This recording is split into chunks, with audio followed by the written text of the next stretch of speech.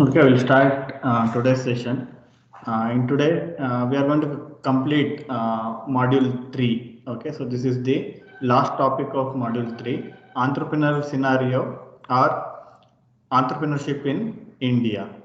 Okay, entrepreneurs need to understand the business environment, including growth prospectus, political stability, bureaucratic setups, and judiciary effectiveness in the region in which their business operates. Okay, so even though you may have enough resources, a good business idea, then also you cannot go for starting a business. You have to look into what is happening around you, otherwise you will fail. Okay, so whenever any company is will if it is willing to invest money, it will choose a particular country or particular place based on these criteria.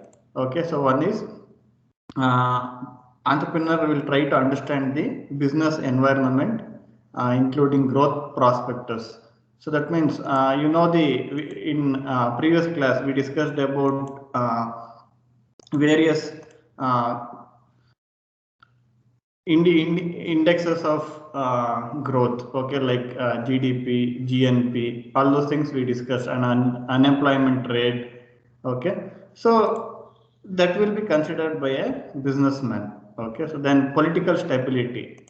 So if there is no political stability, then investors will lose confidence. Okay, even if you are an investor, if you are an entrepreneur, if there is political instability in any country or in any state, you don't go for investment. Okay, so that is another consideration. You can consider some of the countries like Afghanistan, Iraq, Iran, okay, and even some of the African countries. Okay, because of the political instability and because of various problems. Okay, so people don't go for investing their money there. Okay, next, bureaucratic setups. So again, bureaucratic setup means, so if you go for investment, and if you go for starting a new business, again you have to take approvals from various departments. So that means nothing but you have to take approvals from officers. They are nothing but they are the bureaucrats. Okay, our government system is nothing but that is the bureaucracy. Okay, so where we have different departments and different levels of officers. Okay, they are the bureaucrats. And if you want to start a business, you have to take permissions. So then again, because of corruption and other issues, in some countries it is difficult to get permissions. Where in some countries where corruption is less and there is much more transparency, okay, it is easy to get permissions and it is easy to start business. Okay, so that is the meaning of bureaucratic setups. And judiciary effectiveness in the region in which their business operates. That means if you are running an enterprise or an organization, always there are some legal consequences. Okay, so it may be between laborers and the company, or it may be between the government and the company itself, or it may be between two competitors. Like that, there are various conflicts that may arise. Okay, again, if there are conflicts, if there are legal problems, again, it should be solved in the judiciary itself, in the court. Okay, so that's why even investors will look into judiciary. Okay, how it will work, whether it is free from political masters or politicians. Okay, does judiciary having or it is being influenced by the political system or not? These are things investor has to consider. Suppose if you become entrepreneur also, you have to consider these things. Okay, what is the economic condition in a country or in a state in which you are starting your own business? That is one thing. Next, political stability. Okay, whether it is if whether there is political crisis, or whether that particular state or country is having political stability. Okay, so then you have to consider judiciary also, how it will work, even bureaucracy, whether you can easily get permissions or is there red tapeism. Okay, so these are the things you should look into.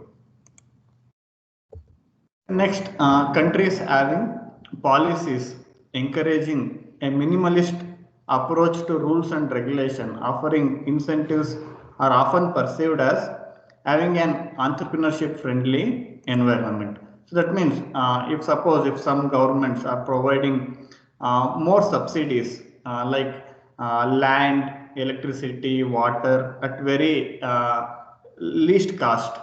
Okay, so then obviously investors will move towards those states or move towards those countries. Okay, even you can consider in India. Okay, so some of the states are having an image that they are pro industry. That means investors always like to invest in some of the states. Okay, whereas investors don't go for some of the states. Again, they will look after these things. Okay, if you consider most of the southern states like Tamil Nadu, Karnataka, Andhra Pradesh, okay, even Maharashtra, so these states are preferred by investors. The reason is, so these states, the policies of these states are such that they will encourage, they will attract investors. Okay, there will be ease of business by looking at these aspects.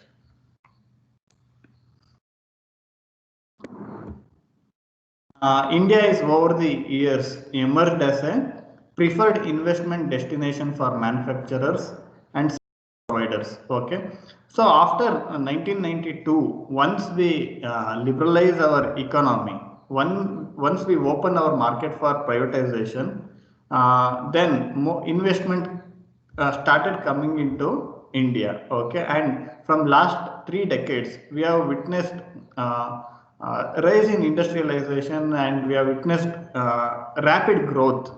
Okay, so till recent 3 to 4 years. Okay, last 3 years we are declining because of various reasons. But before that, for almost for 25 years, okay, so we were in very good position. We were competing with even some 3 4 years before. Okay, some were predicting that we are going to compete with China, but now this entire situation is different. Even we are failing to even compete with Bangladesh. Okay, that we discussed earlier, and I shared some relevant videos. Okay, what is happening in Bangladesh and why investors are preferring Bangladesh over India. Okay, what is good that is happening in Bangladesh, and what are the problems we are facing. Okay, but before 3 4 years, from 1992 to almost 2016, up to 2016, we were showing growth, and investors were having confidence on India. Okay, so they were investing a lot. They were starting their firms in India. Okay, now they are hesitating to invest in India because of various reasons. Okay, so India is over the years emerged as a preferred investment destination for manufacturers and service providers.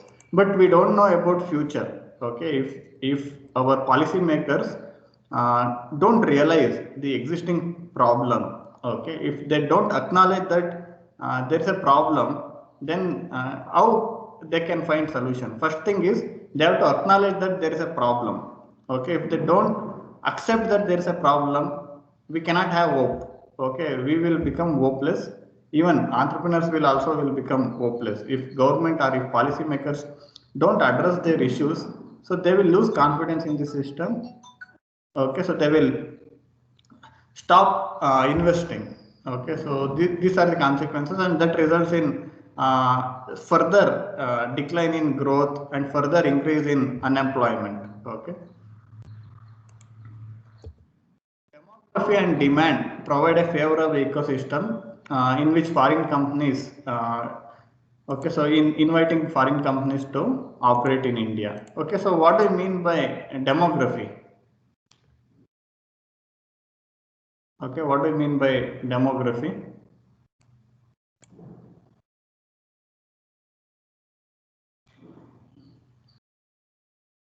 Madhu? Mudhu NM. What do you mean by demography? Demography and okay, in social studies, in social science, you have studied about demography. What do you mean by demography?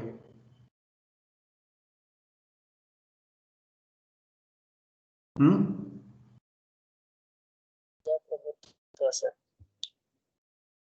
Demography means?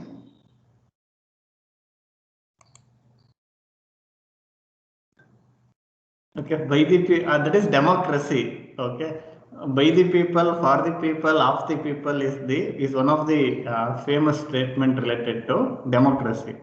Okay, demography and democracy both are different.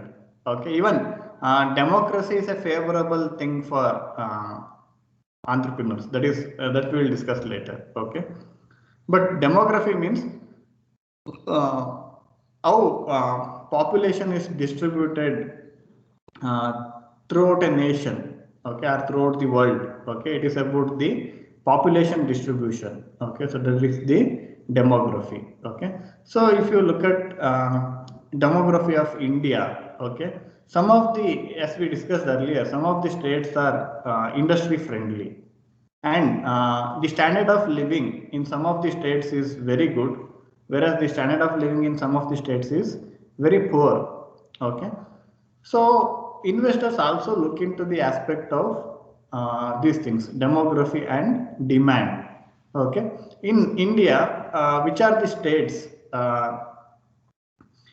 where standard of living is comparatively good? ಈಗ ಎಲ್ಲಿ standard of living ಚೆನ್ನಾಗಿದೆ ಇಂಡಿಯಾದಲ್ಲಿ? Okay, you can start typing your answer. Okay, which are the states which have better standard of living?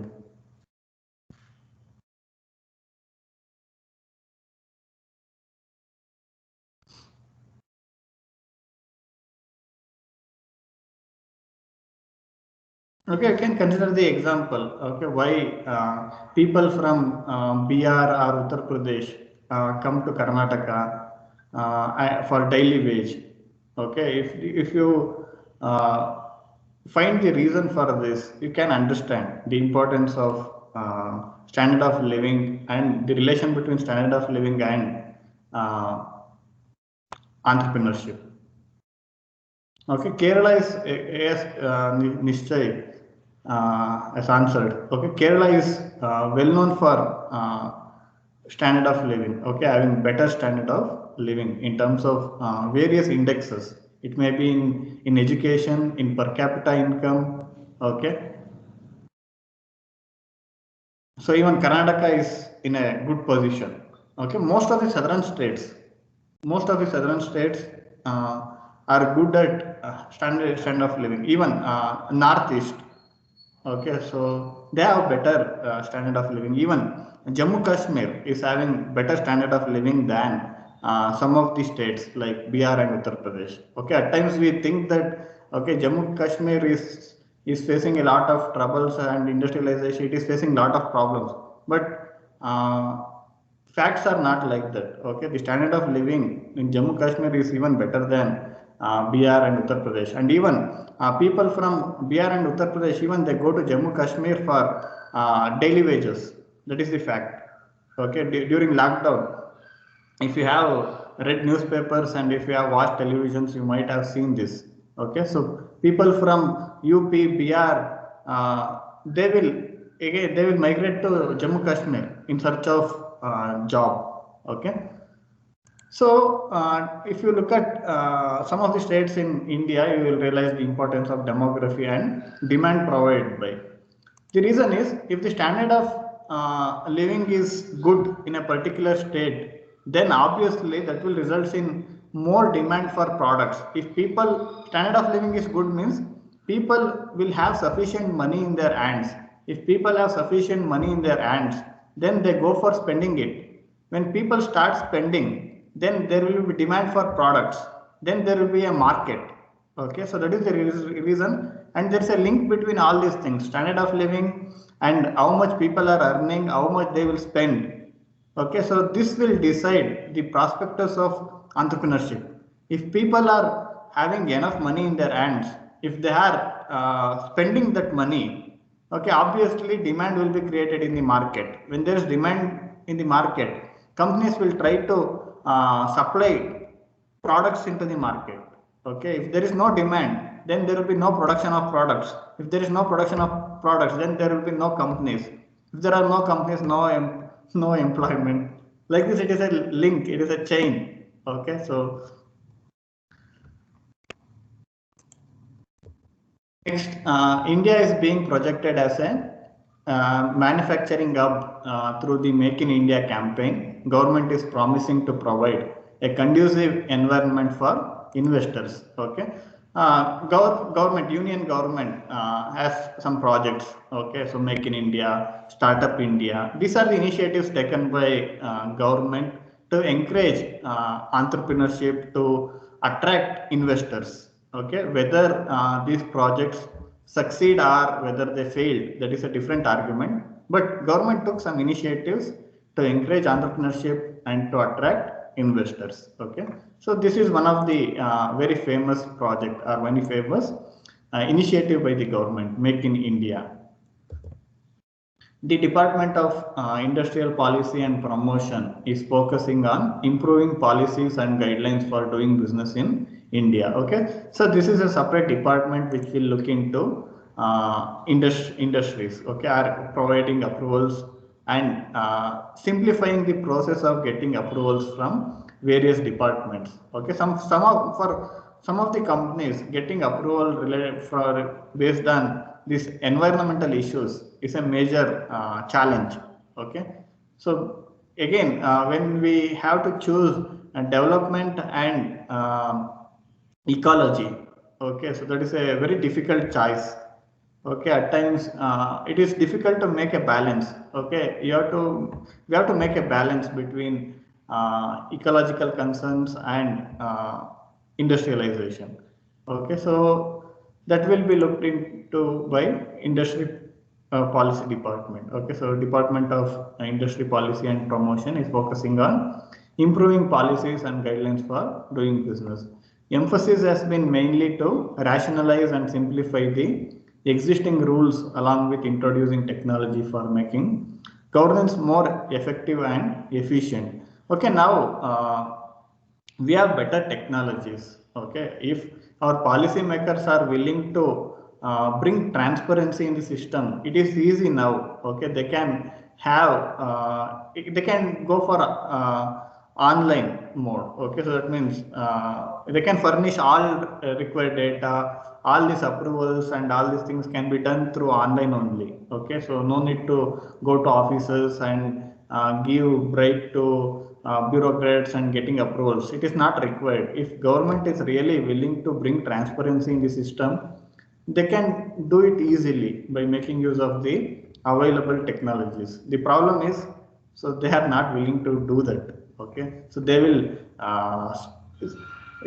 talk a lot about corruption and all those things, but in reality, when you look at the policies, okay, so in the talks they speak against corruption, but policies they don't reflect.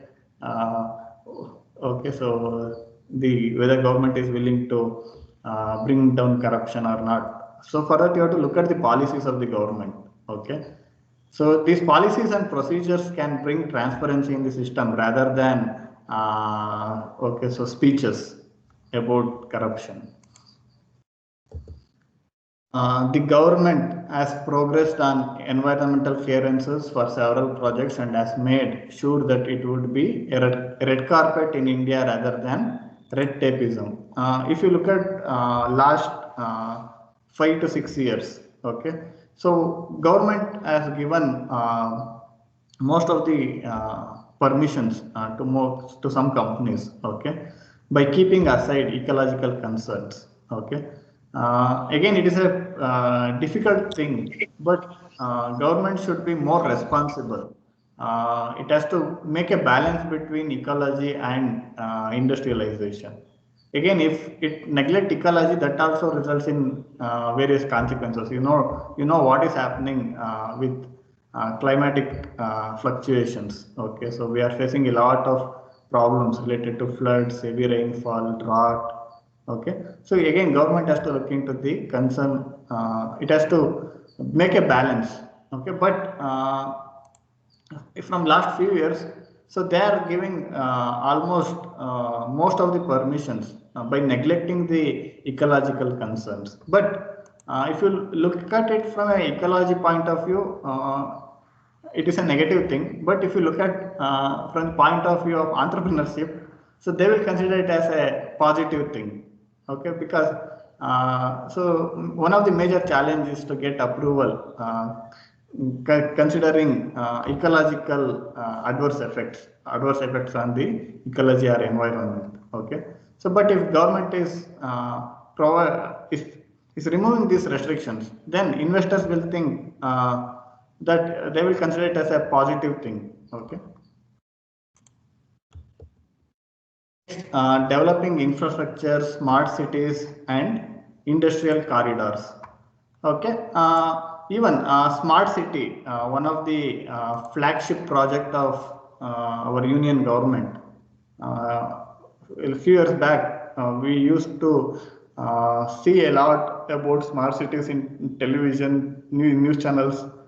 Okay, we read and we heard a lot about smart cities. Now, which are these? How many smart cities were developed in last 6 years? Okay, so do you have any answers? Which are the smart cities in India now?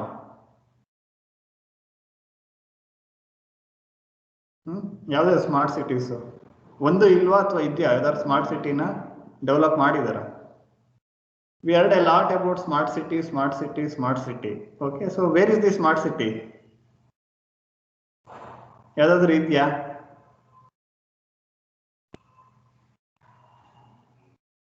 Nitin TR.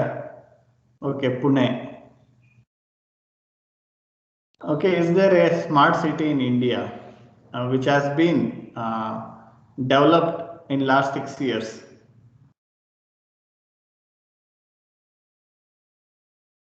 Okay, Shivamogga. Okay, so many cities are chosen for making them as smart city, but again, in reality, we are not seeing smart cities. Okay, there are projects and there is a small fund dedicated to the smart city project, but in reality, okay, so we are not seeing any smart city which is well planned by considering various aspects. Okay, but before this smart city project also, one city was built. There's a one very well planned city in India. Okay, so that you can consider as smart city. That is the Chandigarh. Okay, Chandigarh is the well planned city in India. Okay, so that is the actual real smart city than what government is trying to do. Okay, next, developing infrastructure. Okay, so if roads are built, if train facilities, metro facilities are provided, so then investors will try to will get confidence to invest. Okay, the reason is supply chain management plays an important role in manufacturing. Okay, so in order you have to move raw materials from one location to another location. Again, you have to shift products from one location to another location, and again you have to get workers from different locations in a city. Every day they have to travel from their houses to the office or to the company.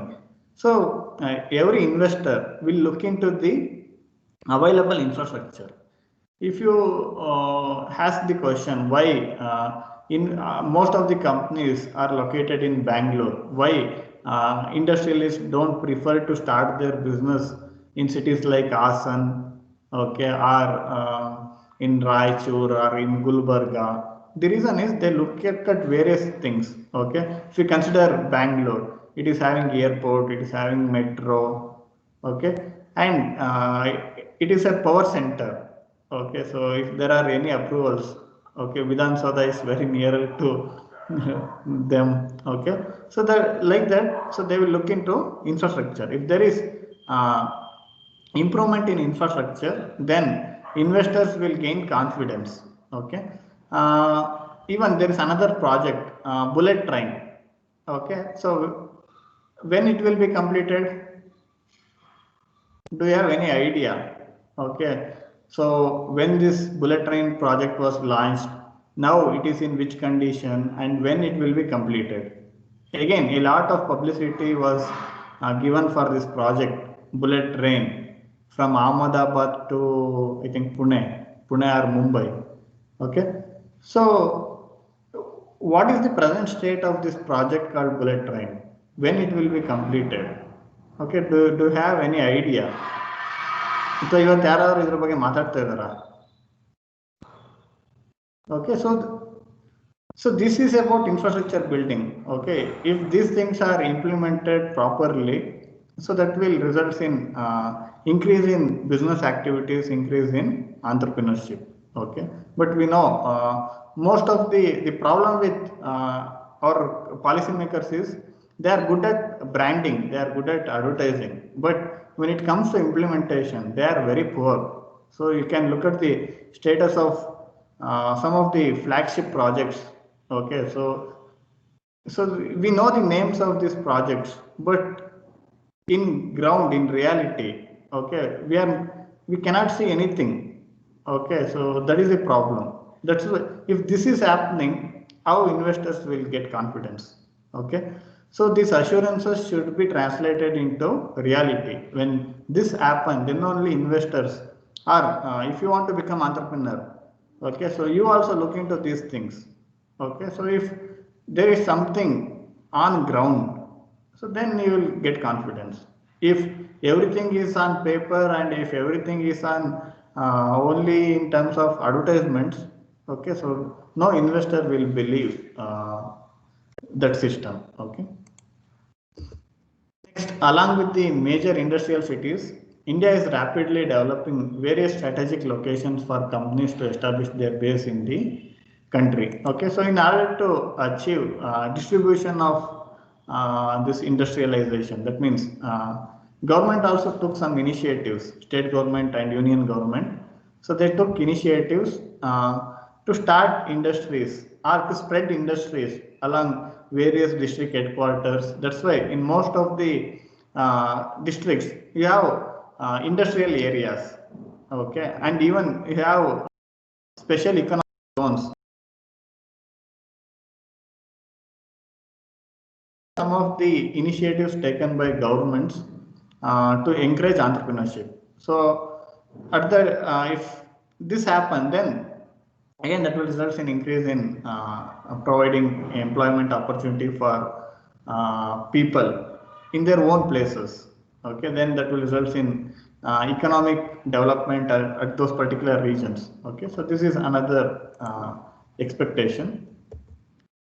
Next, GST promises uniformity in tax structure across the country. Okay, so whenever we are discussing about GST, so there's a slogan, one nation, one tax. Okay, so the intention of bringing GST was to have uniform tax system throughout the nation, so that investors, suppose if a company is having plant in Gujarat and Karnataka, okay, so if the tax rate is same in both states, then there will be uniformity, then it is easy for the company to operate.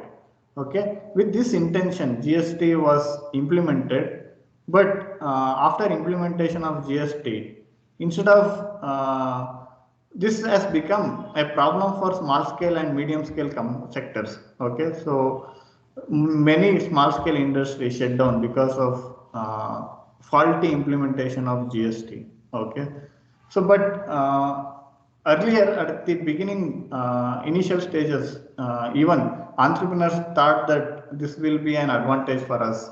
Because of faulty implementation, now it becomes a problem for them, for some of the entrepreneurs. Okay, and after implementation, another thing coming, another term, okay, tax terrorism come into picture. Okay, people started blaming about GST. Okay, and even some companies they shut down because of a loss, because of implementation of GST. Okay, so, but if it is, if again, it is a evolution process. In upcoming days, if our policymakers are able to learn from their own mistakes, and if they implement GST in a proper way by addressing the concerns raised by entrepreneurs, small and medium scale sectors, okay, medium scale industry sectors, so this can be revised, this can be improved, and it may, in future, it may, in reality, it may become a positive thing for entrepreneurs. Okay, GST is implemented in a better way. The ease of doing business index is created by the World Bank. Index helps a country to project its business friendly position globally and does attract foreign direct investment in different sector of its economy. Okay, so one of the positive thing about the present union government is that in last four years, so they are able to enhance our ranking in ease of doing business. Okay, this is one of the you can say it is an achievement by the present union government. Okay, so by looking at the statistics, you can realize India has made a significant jump in improving its ranking from 2016 onwards. Okay, you can see, so before in 2014 we were in 142 rank. Okay, 140, we are in a globally in ease of doing business, our ranking was 142, but today, okay, in 2019, this year they have not yet announced, in 2019 we have moved to 63, from 142 ranking to 63. Okay, this is one positive thing, or this is, you can consider it as an achievement by the government. If you look at this only in the point of view of entrepreneurship, that means only in the point of view of investor. Okay, there are other point of views, okay, that we don't go in detail. Okay, since this is about entrepreneurship, in the point of view of entrepreneur, ease of doing business is a positive thing that will definitely attract investors globally. Okay, when investors want to invest in any country, so they will consider this as one of the major indicator. Okay, so about this will reflect the policies and other things of the government related to starting a business and running it. Okay, next, growth of multinational company. India is considered to be one amongst top investment destinations. Okay, you can see many MNCs in India. Okay, like Mercedes Benz, okay, Bosch. Okay, so some of the companies from Germany, even Toyota, it is a Japanese company. Okay, so Suzuki. Okay, so Korean companies, German companies, Japanese companies, even USA based companies. Okay, so all these companies are have plants in India, throughout the India at different locations. Okay, so this has happened in last 3 decades. Okay, from 1919 onwards, 1992 onwards. Once we opened our market for privatization and for private investment, this happened. Okay, now you can see many MNCs. Okay, when you are in final year, you will know. So you are going to, you may get jobs in MNCs in campus placement itself. Okay, advances in science and technology. Okay, and another thing. Okay, after independence, so we are able to develop to this extent because our policy makers, okay, so they anticipated how our nation should be built. Okay, so they started IITs, IIMs. Okay, so and they focused on providing education, Okay, so they built IITs, IIMs. Because of that, again, investors also look into the availability of skillful manpower, okay, or talent. If talented human resource is available in a country, so then investors try to make use of that. Okay, so this is another advantage. Since India focused on education, focused on science and technology, we are able to develop a lot from past 70 years. Okay, so there may be different arguments. Okay, but in reality, we have developed a lot in 70 years. There were mistakes done by our policymakers in past, in present, in future also they will do mistakes. Apart from that also, they did some good and meaningful things. Okay. Now, again, even now also we should not lose focus. We should now also we have to focus on the science and technology rather than pseudoscience. Okay, now there is a conflict going on between doctors and government. For what reason? Recently, doctors also protested against one of the decision by the union government. Okay, why doctors protested? What is the reason? Hmm? Protest mandala.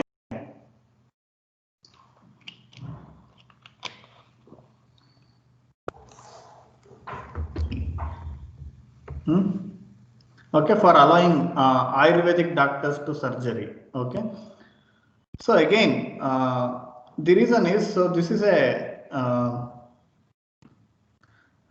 so I don't know why you are saying okay. Okay, so for Nishchay's comment, okay, so if it is okay, no problem.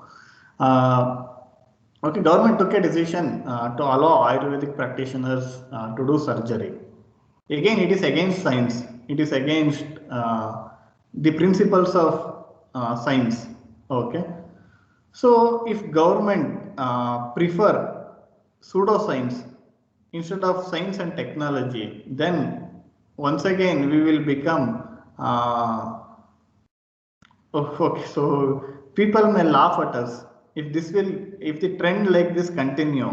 Instead of keeping focus on science and technology, on scientific temper, okay, if we focus on religion, if we focus on pseudoscience, again, once again, in few years, we will decline. Okay, so investors don't come to India, and economy will drop further, and there will be more land order problems. Okay, so that will result in lot of problems. So that's why our policymakers should focus on development. They will focus on economy. They should focus on science and technology. Okay, rather than focusing on religious issues, rather than focusing on building churches, building mosques, building temples, so they should focus on building educational institutions. Okay, building IIMs, engineering colleges, medical colleges. Okay, this should be the priority of the government rather than building those things. Okay, so if we lose focus, so then look at the statistics video, the shifting focus from science and technology, from development, from education, from health to so useless things. Okay, so if we don't keep our focus, if our policymakers don't focus on real issues, so definitely that will result in lot of consequences. Okay. Next, establishment of global support network. Okay, so because of COVID and other reasons, in last 6 months, 1 year, government has not conducted this. Earlier, if you have seen, even union government, even state governments, they used to conduct global investors meet. Okay, in Karnataka government is going to conduct global investors meet every year. The reason is it is an initiative to build a network of investors to build network of entrepreneurs and communicating with them. Okay, so what are the initiatives taken by the government to support entrepreneurship? Okay, so that will be communicated to investors in these summits. Okay, even union government and state governments will often conduct global investors meet to attract investors from all around the world. Okay, so that is another initiative, establishment of global support network. Government support. Okay, as we discussed, if government implement the projects like Make in India, smart cities, bullet train, in reality, if these assurances are converted into reality, obviously that will result in more and more investment, because investors will get confidence because of improvement in the infrastructure, because of improvement in the education quality. Okay, they will get better human resource. When better human resource is available in India, definitely they will prefer India. Okay, if the quality of education decline, and if companies don't get better human resource, then they will prefer some other country where all these things are available. Okay, so that's why government should focus on education, health, improving infrastructure. So these are the priorities of the government, and keep law and order in place. Okay, so these are the things on which policymakers should always concentrate. If they concentrate on these issues, then obviously that will result in increase in investment, nothing but increase in entrepreneurship. Okay. Factors affecting growth of entrepreneurship in India. So that means these are the things which also decide entrepreneurship prospectus. Okay, or you can consider this as challenges or barriers for entrepreneurship. Availability of resources. Again, resources may be natural resources, or it may be human resource, or it may be financial resources. Okay, so for running a manufacturing company, you need raw material, that is material, then human resource, that is men material, then financial resources, money. Okay, again, entrepreneur will look into the availability of these things, availability of raw materials, available of human resource, availability of money. Okay, availability of adequate quantity of natural and physical resources encourages entrepreneurs to undertake more entrepreneurial activities. Next, economic conditions, inflation, interest rates, unemployment, per capita income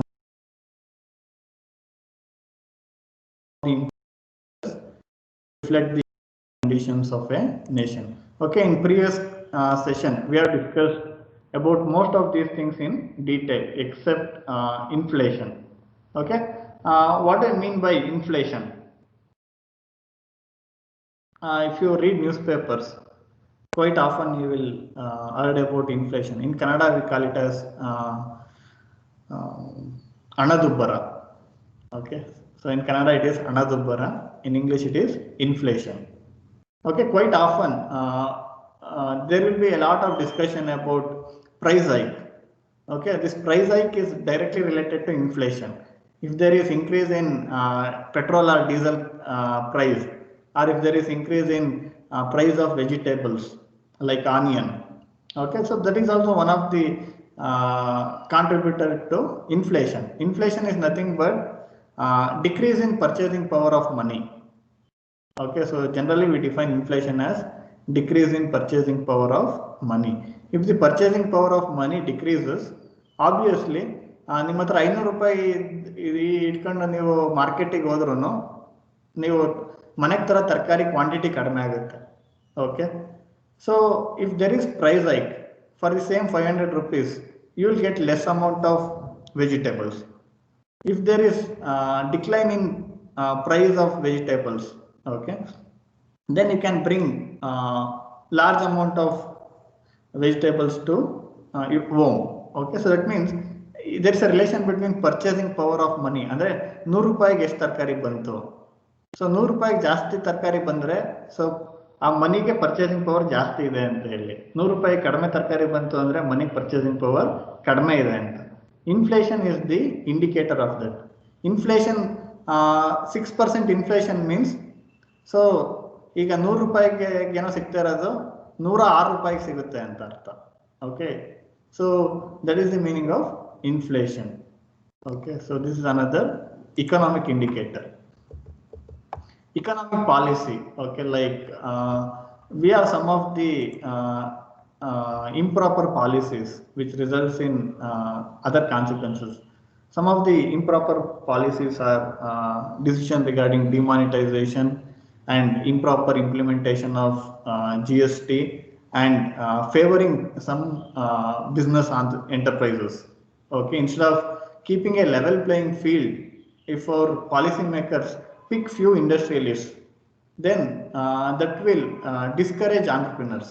If government started picking 1 or 2 for every projects, so then others also they are willing to do their business, but government is not encouraging them. Okay, these are the consequences. Economic policies determine the direction and volume of the business. Okay, so before 1992 we have adopted socialism. In the socialism structure or in socialism economic policy, privatization was not encouraged. Okay, so that's why before 1992 we were not able to see this much of private companies. Most of the companies were owned by government itself. Okay, but in 1992 there is a rapid shift in economic policy. We have shifted from socialism to capitalism. Because of that, in last 3 decades we are able to achieve a lot, and there are demerits also. That is a different discussion, but we are able to achieve a lot in last 3 decades because of shift from socialism to capitalism. But now officially it has not been announced, but many are, by looking at the present situation, it seems like we are shifting from capitalism to crony capitalism. This is very dangerous. So where capitalism means there will be a level playing field. ನಿಮ್ಮ ಹತ್ರ ದುಡ್ಡಿದೆ ಅಂದ್ರೆ you can start your business. So ಯಾರ ಹತ್ರ ದುಡ್ಡಿದೆ ಅವ್ರ business start ಮಾಡಬಹುದು. Government will treat every investor equally. That is capitalism. Crony capitalism means always it will pick 1 or 2. ಒಂದು 10 ಜನ 10 ಕೋಟಿ ದುಡ್ಡು ಇಟ್ಕೊಂಡ್ಬಿಟ್ಟು ನಾವು ಸ್ಟಾರ್ಟ್ ಮಾಡ್ತೀವಿ ಅಂದ್ರೂ ಗೌರ್ಮೆಂಟ್ 9 ಜನಕ್ಕೆ ನೀವು ಬೇಡ ಅಂತ ಹೇಳಿ ಒಬ್ಬನ್ನ, ಗೌರ್ಮೆಂಟಿಗೆ ಬೇಕಾಗಿರೋದು ಅಥವಾ ಪಾಲಿಸಿ ಮೇಕರ್ಸ್ಗೆ ಬೇಕಾಗಿರೋ ಒಬ್ಬನ್ನ, so they will pick. That is crony capitalism. We are witnessing this type of a problem. Okay, so this is about economic policies. We will discuss about this in detail in next module. Next, labor policy. Okay, this also we have discussed. Recent government tough labor policies. Okay, if you look at these things in entrepreneur point of view, so they are positive because these labor laws will help entrepreneur.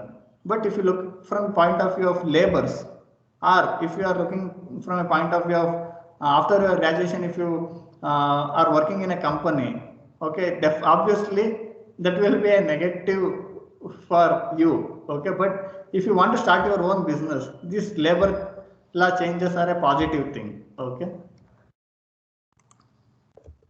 so if entrepreneurs think that labor policy is favorable, then they will be motivated to undertake entrepreneurial activity. Trade policy. The major objectives of trade policy are to ensure sufficient supply of goods and services in the country. Okay, again, supply chain management plays an important role in manufacturing sector. That means procuring raw material as per demand. Okay, supply and demand of raw materials or products should be maintained. Okay, trade policy means you can consider decision regarding whether to import raw materials or components from China or not.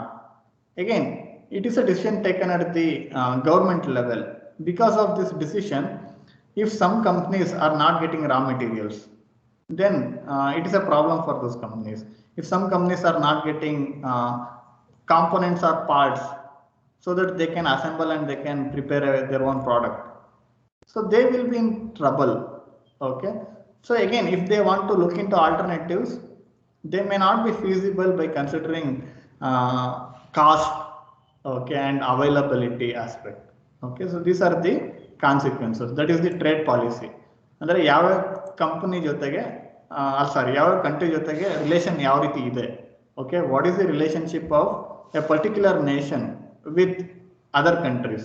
Relationship between India, US, relation between India, Russia, relation between India, Pakistan, India, Bangladesh, India, China. Okay, obviously this will also having an impact on entrepreneurs or on a enterprise. Since it is a global market, we are in a global world. Okay, so companies are dependent on various other countries for getting services, for getting raw materials, technologies. Okay, so companies are dependent on other countries. That's why even trade policy also play an important role. Entrepreneurs are motivated to install new plant or initiate action for expansion if trade policy formulated by the government is going to increase the supply as per demand in the market.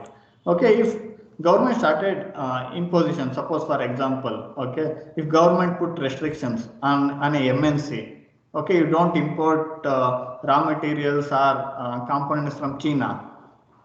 So what they will do is, if it is not feasible for them, instead of preferring to do business in India, they will go for they will choose some other country. Okay, so ಇಲ್ಲೇನಾದ್ರು ಚೀನಾದಿಂದ import ಮಾಡ್ಕೊಬಿಡಿ ಅಂತ ಹೇಳಿದ್ರೆ ಇನ್ನಲ್ಲಿ they will get permission, so they will go to that. Okay, so that is the problem with trade policy. Okay, so this completes unit 3. Okay, so if you have any questions you can ask. Sorry, not unit 3.